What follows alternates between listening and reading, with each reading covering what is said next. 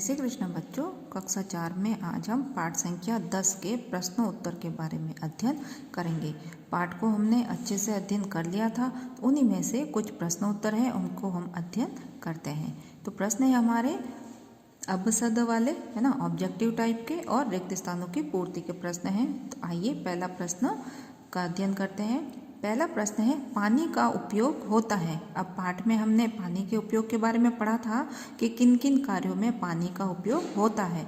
तो प्रश्न है हमारा कि पानी का उपयोग होता है। अब ये अ, ब, स, द, ये 4 ऑप्शन है। इन चारों में से जो सही है उसे हमें उत्तर के अंदर लिखना है। तो पहला है कि पानी का उपयोग होता है पंक्चर, अ में है पंक्चर की दुकान वाले की दुकान, ब में है होटलों में, स है सिंचाई में और द है उपयुक्त सभी। ठीक है, तो पानी का उपयोग पंचर वाले की दुकान पे होता है। हाँ, तो ये भी होता है। होटलों में भी पानी का उपयोग होता है। सिंचाई में भी पानी का उपयोग होता है। तो द में है उपयुक्त सभी। उपयुक्त सभी का अर्थ है ये तीनों, है ना, इन तीनों, पानी का उपयोग इन तीनों में होता है। तो हमारा उत्तर सही क्या हो जाएगा? द। उत्तर सही क्या हो जाएगा हमारा? द में क्या है? उपयुक्त सभी। ठीक है, तो ये हो गया हमारा पहले का उत्तर, उपयुक्त सभी, द। फिर प्रश्न संख्या 2 है, पानी अंत में जाकर मिल जाता है। प्रश्न क्या है? पानी अंत में जाकर मिल जाता है। तो पाठ में हमने पढ़ा था कि पानी अंत में मिलके कहाँ जाता है। तो देखिए, अ में है नालों में, ब में है समुद्र में और स ऑप्शन है हमारा तालाब में और द है नदियों में। तो पानी अंत में जाके कहाँ मिलता है? नालों में मिलता है। हाँ, घरों की जो नालियाँ होती है उसका पानी कहाँ जाता है? बड़े नालों में जाता है। नालों से तालाब या तालाब से नदियों में, नदियों से समुद्र में जाता है। तो अंत में पानी जाकर कहाँ मिल जाता है? समुद्र में मिल जाता है। तो उत्तर सही क्या होगा हमारा? ब में क्या है? समुद्र में। तो ये हमने लिख दिया उत्तर। ठीक है, इसी प्रकार से प्रश्न संख्या 3 है कि भारत के मानचित्र में नदी के बहाव क्षेत्र को दिखाती है। प्रश्न क्या है कि भारत के मानचित्र, भारत का जो नक्शा है उसमें नदी के बहाव क्षेत्र को दिखाती है। कैसी रेखाएं दिखाती है? कौन से रंग की रेखाएं दिखाती है? तो अ में है नारंगी रंग की रेखाएं, ब है हरे रंग की रेखाएं, स है नीले रंग की रेखाएं और द है उपयुक्त सभी।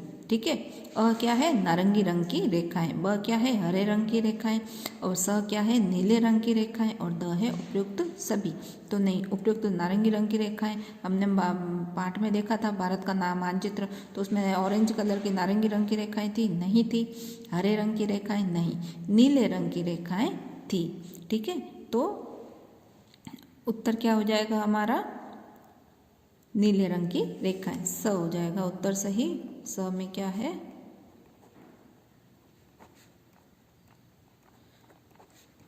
नीले रंग की रेखाएं। फिर है प्रश्न संख्या 4, कुएं, बावड़ी और बोरवेल का पानी आता है। अब कुएं, बावड़ी और बोरवेल में पानी कहाँ से आता है? तो देखिए, अ में है समुद्र में, ब है भूगर्भ में, स है तालाब में और द है नदियों से। तो भूगर्भ का पानी कहाँ से आता है? भूगर्भ का पानी आता है, कुएं, बावड़ी और बोरवेल का पानी भूगर्भ से आता है। भूगर्भ मतलब जमीन के अंदर से पानी आता है।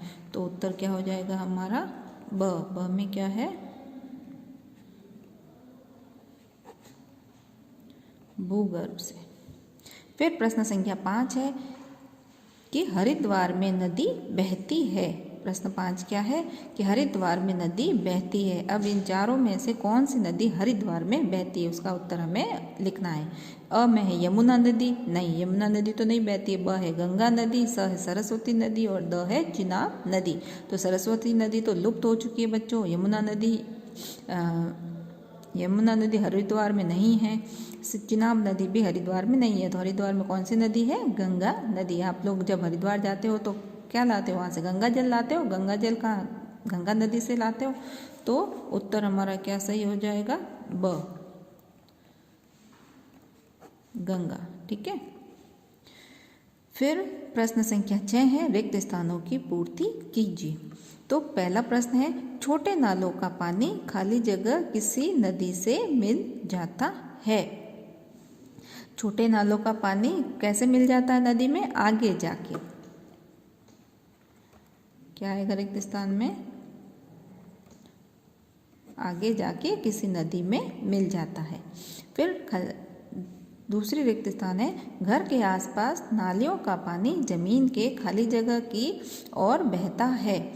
अब नालियों का पानी किधर बहता है? ढलान की तरफ है। पानी हमेशा कैसे बहता है? जमीन के ढलान की तरफ। तो यहाँ आ जाएगा ढलान। ठीक है, ढलान की ओर बहता है। फिर तीसरी रिक्त स्थान है कि मानचित्र में बड़े क्षेत्र में फैला नीला रंग खाली जगह को दिखाता है। नीला रंग किसे दिखाता है? नीला रंग समुद्र को दिखाता है। किसे? नीला रंग समुद्र को दिखाता है। फिर चौथी खाली जगह है, हमें जल स्रोतों को कैसा रखना चाहिए? जल स्रोतों को, जल स्रोत मतलब जिनसे हमें जल प्राप्त होता है, जैसे नदी, तालाब, कुएं, बावड़ी, इनको क्या करना चाहिए? स्वच्छ रखना चाहिए। कैसा रखना चाहिए? स्वच्छ। स्वच्छ रखने से क्या होगा? पानी अशुद्ध नहीं होगा और हमें साफ पानी मिल सकेगा।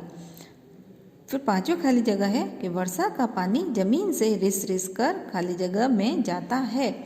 अब वर्षा का पानी जमीन से रिस रिस कर कहाँ जाता है? भूगर्भ में जाता है। और वही भूगर्भ का पानी हमें क्या होता है?